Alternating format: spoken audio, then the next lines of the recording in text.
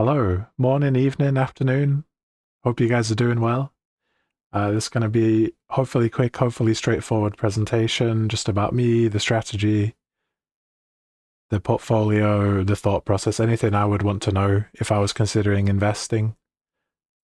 Just quickly, what we're going to cover: investment philosophy, quick look at the track record and the current portfolio, and then some lessons that we've learned which have developed the strategy.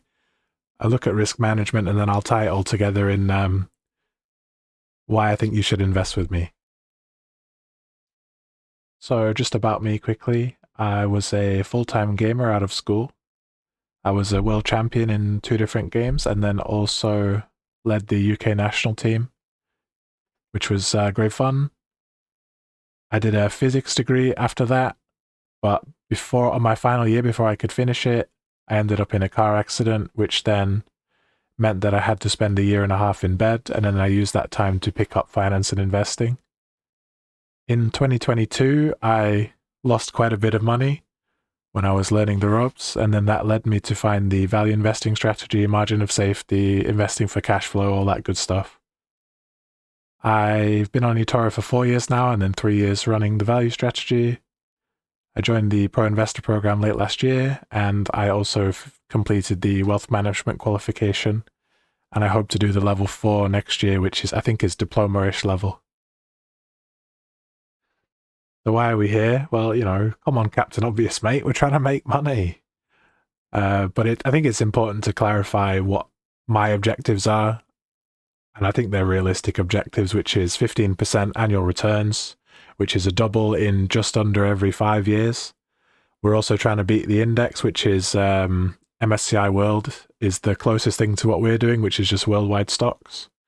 We're trying to do it in a lower risk way compared to the index, which the index is now mostly US tech. And I think there is some risks there in valuation and also displacement, being displaced by AI, that sort of thing. And hopefully we can empower some of you guys to achieve your financial goals along the way.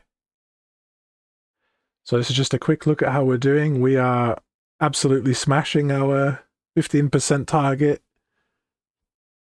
You might think, oh, it's only 5%, but it's not 5%, it's 5% every year.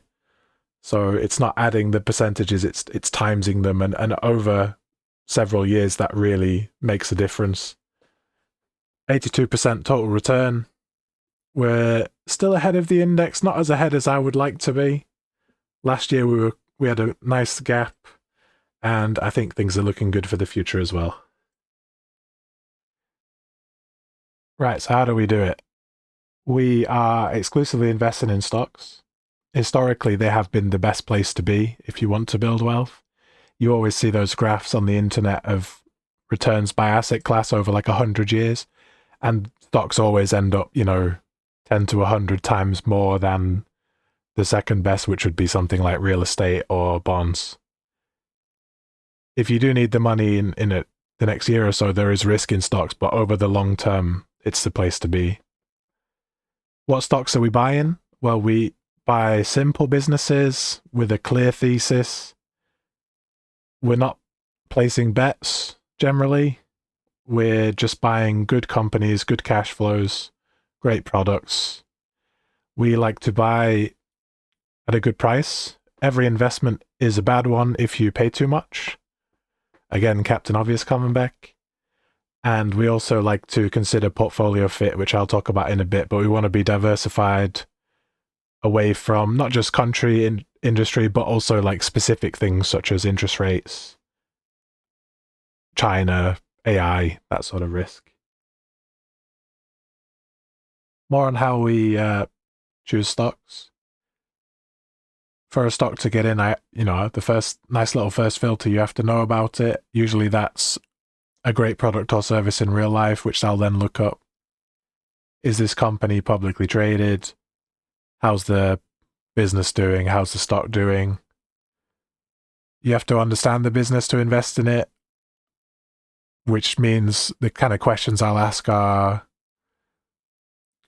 who's the competitors? What's the future prospects? What's the balance sheet look like? who's running the company, what are the risks, that kind of thing. We have to get a good price, which means I define it as 15% returns, but we look for a margin of safety on that as well. And then a new filter, it has to make the portfolio better, which I've defined as more returns for the same risk, or same returns for lower risk, or it helps the portfolio as a whole through diversification.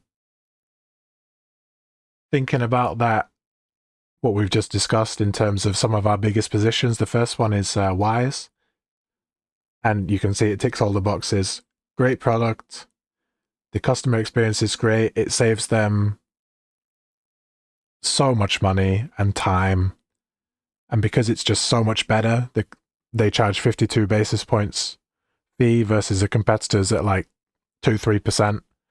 Because it's so much better, it's growing really fast. It's building a nice little brand. And I think we got it at a fair price. We got about 18 times cash flow. This one, Bolloré, the thesis, it's a simple thesis. It's basically, it's on the right, it's got €5 a share in cash. It trades for €5, and then everything else you get for free. So you get €6 a share in Universal Music Group shares, which I think it's a pretty good business. And then you get €3 a share in other assortments of companies, which are, some are good, some are not so good, but you get them for free, so you can't complain. And the management has been doing a pretty good job of unlocking this value, including announcing a big special dividend, which is going to be paid in a month's time. This is a snapshot of the current portfolio as of last week.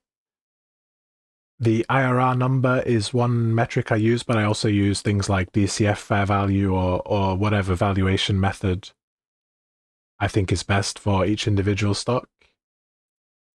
Risk management. Margin of safety, we talked about it a bit already. It's buying at a fair price, but it's also protecting the downside with things like cash flows, hard assets. Diversification. It's not just spreading out your risk by industry and geography, but also protecting the portfolio against events that could happen, such as interest rates. For example, we have Vistry, which will do well in low interest rates, selling houses, sounds great. Or Wise, which will do well in high interest rates, where they have all the interest from the customer balances. Position sizing, very important. We want to maximize returns, which does mean taking on some more risky positions, but then we control that risk with position sizing. So if the risk does play out, the portfolio isn't impaired. And then the bottom two, I think, are underrated, actually. Active management and deep research, they kind of go together. Deep research is keeping an eye on all the company filings, earnings calls, annual reports, press releases, external research, just keeping an eye on how they're doing, any risks that might happen before they play out, and then using that to fuel buy and sell decisions in active management. Mistakes, quickly. We've talked about this before, but position sizing, I've trimmed down a load of the highest exposure positions. Vistry was the one that cost us money, but I think generally the framework we've put in place is pretty solid. We've put in place a stipulation that a new position has to improve their portfolio, which means we wouldn't have bought things like PayPal, Nomad, etc.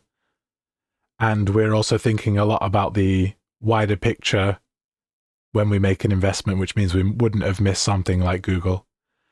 Generally, I think the process now is a lot more rigid than it was, and I'm pretty happy with it. But also we need to, I didn't make a slide for it, but we should keep in mind the decisions that led us to our successes as well. So, you know, Brookfield, Alibaba, Philip Morris, Capri, Tapestry, Hingham.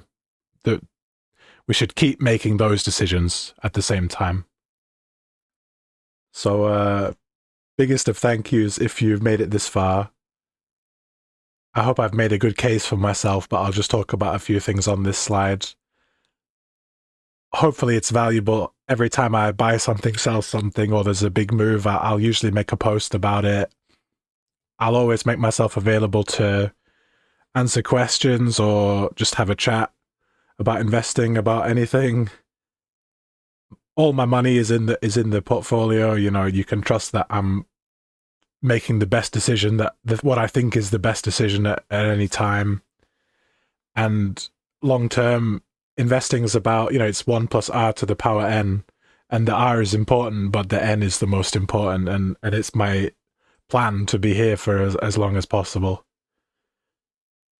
So thank you so much, and hopefully let's make a load of money together. Cheers.